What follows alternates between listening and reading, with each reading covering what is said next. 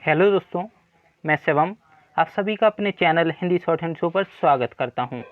Friends, आज के session में मैं आपके लिए लेकर आया हूं उच्च गति अभ्यास हिंदी डिक्टेशन, जो कि रामधारी गुप्ता बुक से ली गई है, जिसकी गति होगी 100 शब्द प्रति मिनट, प्रति लेखन संख्या 15। फ्रेंड्स, इस डिक्टेशन के कुछ इंपॉर्टेंट वर्ड हैं, आप उन्हें देखें और अपने डिक्टेशन को बेहतर तरीके से लिखें।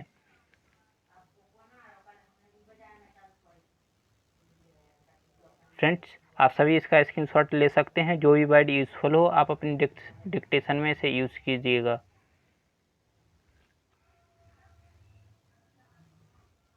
आशुलिपि उच्च गति अभ्यास खंड 1 रामधारी गुप्ता बुक।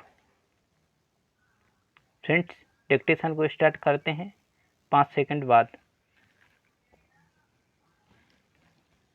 अध्यक्ष जी, किसी भी देश की विदेश नीति अपने में कोई स्वतंत्र नीति नहीं होती है, वरन वह किसी देश की आंतरिक नीति को स्पष्ट करती है।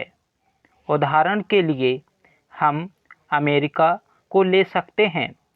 उसने अपने यहाँ अधिक अन्न पैदा किया और जब उसके पास अनाज फालतू बच गया, तब वह अपने बकाया अनाज की बिक्री के लिए ऐसे देशों की तलाश करने लगा जो उधार पर माल ले सकते हों, किंतु हमारी आंतरिक नीति ने यह तय किया कि खर्चीले ढंग से सरकार चलाएंगे और स्वदेशी मुद्रा की कोई राशि हमारे पास नहीं बचेगी।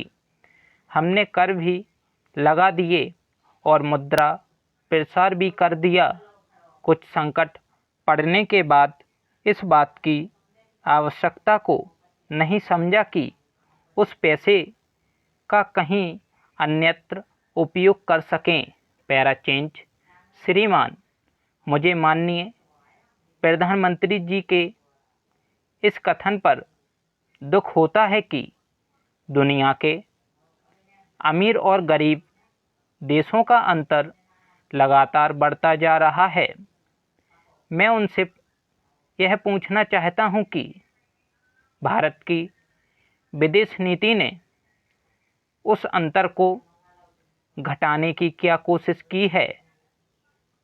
क्या भारत सरकार ने कभी दुनिया की पंचायत में यह कहने की हिम्मत की है कि बालिक मताधिकार के आधार पर यूएनओ का चुनाव होकर एक संसद बनाई जाए?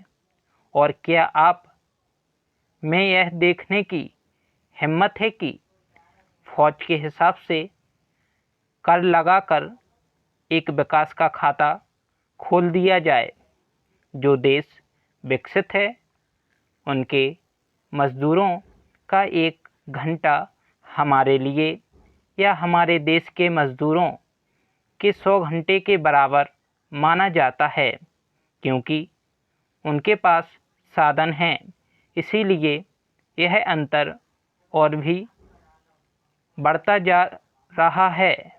किसी देश के अंदर आंतरिक नीति में अमीरी और गरीबी का अंतर बढ़ता चला जा रहा हो और वह दुनिया के देशों में विद्यमान अमीरी और गरीबी के इस अभिशाप को समाप्त करेगा, यह समझ में आने वाली बात नहीं है। अब मैं आपका ध्यान एक और बात की ओर दिलाना चाहता हूँ।